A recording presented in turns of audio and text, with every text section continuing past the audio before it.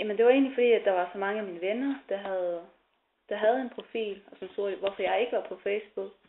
Og så var det egentlig min kæreste, der gav mig det sidste skub, som sagde, at jeg burde oprette den, og hjalp mig med at oprette profilen også.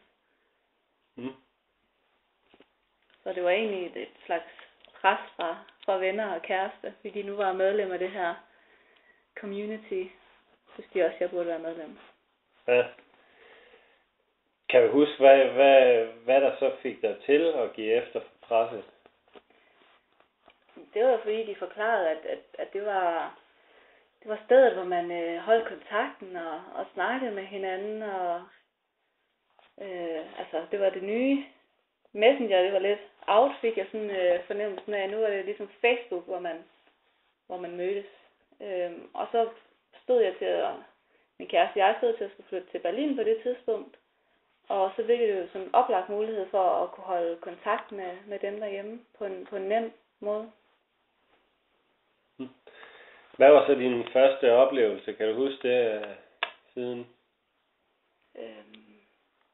Det første må jo nok have været skepsis. Jeg er altid meget skeptisk, når det kommer til nye ting, især på nettet, og forvirring. Det var nok min første indtryk, men sådan er det med alt for mig. Også med mobiltelefonen. Det var også meget forvirrende første gang. Jeg skulle bruge sådan en. Hvad fik dig til at komme tilbage til siden fra gang til gang? Jamen, det var lige så snart jeg fik nogle venner, så synes jeg, hele den her idé med, at nu var der en, der havde addet mig, og en, der spurgte, om jeg ville være venner med ham eller hende. Det synes jeg lige pludselig var vildt skægt. At alle ens venner blev ens venner på ny, så at sige. Det var sådan meget sjovt. Så blev det jo nærmest det, at jeg gik derind dagligt, for at se, hvor mange nye venner har jeg nu fået i dag. Så gik der jo nærmest helt sport i det, og gå ind og se, hvor mange venner de andre havde. Og hvor mange venner min kæreste, og så blev det nærmest en slags konkurrence til at starte med. Ja. Var det kun det, Facebook gik ud på for dig? At få flere venner? Altså, jeg har brugt det rigtig meget, og altså i starten til at kigge på billeder. Det gjorde jeg faktisk utrolig meget i starten. Det var det, jeg synes, der var mest interessant ved det, var, at alle dem, man blev venner med, der kunne jeg se alle deres billeder. For folk, de var jo drønhurtige til at lægge billeder ud fra deres liv af, og så kunne man jo virkelig følge med i folk, som man normalt ikke mødes med dagligt, lige pludselig se, når de havde været til fest, eller lavet et eller andet. Og man så kunne se hvad der skete i deres liv. Det brugte jeg det utrolig meget til. Og hvad bruger du så Facebook til nu? Jamen, nu der bruger jeg det faktisk hovedsageligt til at arrangere arrangementer sammen med mine venner.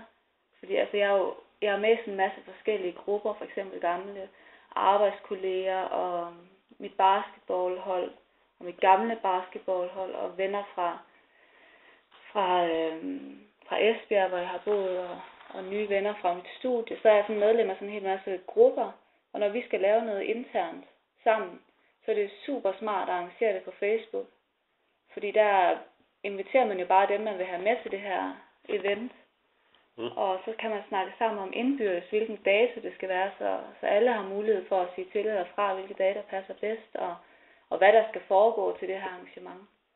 Det er det, jeg virkelig bruger det til lige nu. Og det er det, som jeg synes, at Facebook er virkelig, virkelig god til. Ja. Er det bedre end mail? Ja, det synes jeg. Ja, på en eller anden måde, så synes jeg, det står sådan nemmere, fordi så er alle med inde i det samme forum, og så når folk de skriver derinde, altså alle dem, der er inviteret, for det første skal du se, hvem der er inviteret, og så står det sådan i rækkefølge efter, hvornår folk har skrevet, så det hele står lige under hinanden. På en mail, der skal du trykke ind på den enkelte, for at se, hvad de har skrevet, men her der står det bare, det synes jeg virkelig er smart, så man kan se alle dem, der har kommentarer, det er nemt overskueligt. Ja. Så jeg synes, at når det kommer til sådan arrangementer, så synes jeg, det er meget nemmere, hvis det står det et sted, i stedet for en mail, hvor det godt kan stå sådan flere forskellige steder. Ja. Det synes jeg er virkelig smart. I de grupper er alle fra det virkelige liv i gruppen, er de alle sammen på Facebook, så? Ja, det er de faktisk. Det er de faktisk. Når jeg lige tænker over det. Jeg har ikke, altså, de grupper jeg har jeg ikke oplevet, at der ikke er nogen, som ikke er på Facebook. Ja. Okay.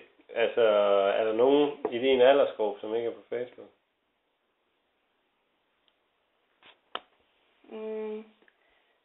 Altså umiddelbart vil jeg sige nej, men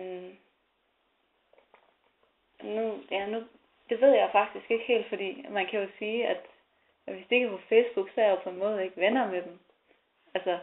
Altså forstår mig ret, at det er jo dem, man sådan...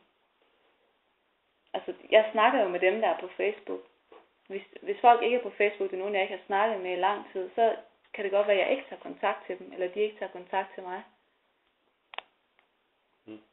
Så mine venner, de er jo, altså, dem jeg kender på min alder. Også dem, ja, de er faktisk alle sammen på Facebook, vil jeg sige. Tror jeg. På nær dem, der så, ja. På nær dem, du har glemt. På nær dem, jeg har glemt, ja, det kan man måske godt sige. Eller som har glemt mig, eller ikke lige tager kontakt til mig, fordi de ikke er på Facebook, eller et eller andet. Ja. Hvornår bruger du Facebook? Altså sådan til hvilke ting, eller hvad? Ja, på hvilket tidspunkt af dagen er det i? Jamen, som regel, når jeg står op, så tænder jeg computeren, og så er det at gå ind og tjekke min Facebook-profil blevet en del af min rutine, sådan computerrutine. Så tænder computeren, og er jeg lige inde og kigge på Politikens hjemmeside, og inde på min mail, og inde på Facebook. Ja. Det gør jeg altid. Og så, hvis jeg så skriver til nogen derinde, så kan jeg godt gå ind senere på dagen, for at se, om jeg har fået et svar. Bruger du Facebook personligt, eller fagligt? Ej, det er mest personligt. Helt sikkert. Altså, mener du fagligt, sådan studerende, når jeg er studerende? Ja, altså, bruger du det professionelt i dit studie? Altså, vi bruger det også til at aftale, hvornår vi skal mødes internt i vores læsegruppe. Så er det også fordi, det ved jeg ikke, vi ved åbenbart, at vi kan komme i kontakt til hinanden derinde. Altså, hvis det er et møde, vi har lidt længere, måske en uge frem i tiden, så aftaler vi det derinde. Men ellers så bliver det jo henne i skolen. Men hvis der er lige et tidspunkt, der skal laves om eller et eller andet, så bruger vi faktisk Facebook frem for mobilen, for eksempel. Ja. Okay. Men altså mest privat.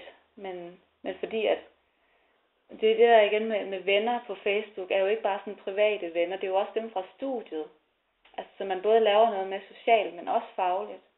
Altså, det er sådan det er lidt svært at skelne, synes jeg, sådan mellem faglig og privat på Facebook. Ja. Men vi bruger det også til at mødes med læsegrupper og sådan noget, arrangere noget. Men jeg tror ikke, at hvis jeg havde et arbejde, for eksempel, altså ud over studiet, så tror jeg ikke, at jeg ville have for eksempel en arbejdsgiver, tror jeg ikke, jeg ville invitere ind på min profil. Fordi det ser jeg det for at være for privat til. Heller ikke sådan, altså en chef vil jeg heller ikke invitere ind på min profil. Hvad med arbejdskollegaer? Jamen det er så det igen, ikke?